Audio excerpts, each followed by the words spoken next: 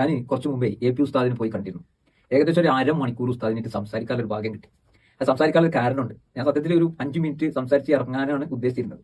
അപ്പൊ ഇങ്ങനെ അസുഖമായിട്ട് കടന്നല്ലോ. അപ്പൊ അസുഖത്തെ കുറിച്ചൊക്കെ അങ്ങനെ ചോദിച്ച് ഇങ്ങനെ നിൽക്കുമ്പോൾ പിന്നെ നമ്മുടെ ബാദുഷാ സക്കാഫി, അതേപോലെ തന്നെ ആഷിഖ് ഉസ്താദ്, ഇവരൊക്കെ എല്ലാ ഖാദിമീങ്ങളും അവിടെ നിൽക്കുന്നുണ്ട്.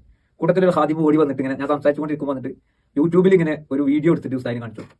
ഉസ്താദെ, ഈ ആൾ എഴുതിയതാണ് നമ്മളെ നോളജ് സിറ്റിനെ കുറിച്ചുള്ള ഒരു പാട്ട്.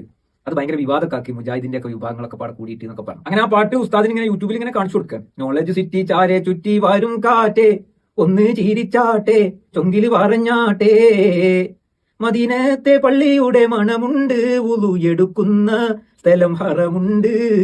ഇങ്ങനെ പാട്ടിങ്ങനെ കേട്ടപ്പോൾ വിവാദമായ സംഗതിയൊക്കെ ഇങ്ങനെ ഉസ്താദിനോട് ഇങ്ങനെ മറ്റേ ഖാദിമീങ്ങൾ പറഞ്ഞപ്പോൾ അത് ഓഫാക്കിയിട്ട് പറഞ്ഞു, ആ ആൾ ഇവിടെ ഇരിക്കണ്ടല്ലോ, അദ്ദേഹം പാടട്ടെ എന്നാണ്. അങ്ങനെ ഞാൻ ആ വരികൾ ഇങ്ങനെ പാടിയിട്ട് ഉസ്താദിനോട് ആ സാഹചര്യം പറഞ്ഞു കൊടുക്കണം. അത് വിവാദമാക്കേണ്ട ആവശ്യമൊന്നും അത്രക്കാർക്ക് ഇല്ലായിരുന്നു. ഞാൻ സത്യത്തിൽ ഒരു കവിഭാവനയിൽ എഴുതിയത്. പള്ളിന്റെ ഉള്ളിൽ ഇങ്ങനെ ചെന്നപ്പോൾ ഭയങ്കര മദീനത്തെ പോക്കുന്ന ഊതിന്റെ ഒക്കെ സ്മെല്ല് കിട്ടി. അതേപോലെ തന്നെ നമ്മൾ ഊതെടുക്കുന്ന സ്ഥലം ഉണ്ടല്ലോ, അണ്ടർഗ്രൗണ്ട് പോയിട്ടാണല്ലോ ഹറമിലൊക്കെ ഊതെടുത്ത് വരുന്നത്. അപ്പൊ അത് ഇങ്ങനെ ഭാവനയിൽ വന്നപ്പോൾ അങ്ങനെ എഴുതി പാടി. അത് ഭയങ്കര വിവാദമായി എന്നൊക്കെ പറഞ്ഞപ്പോൾ ഉസ്താദ് ഇങ്ങനെ ചിരിക്കണം.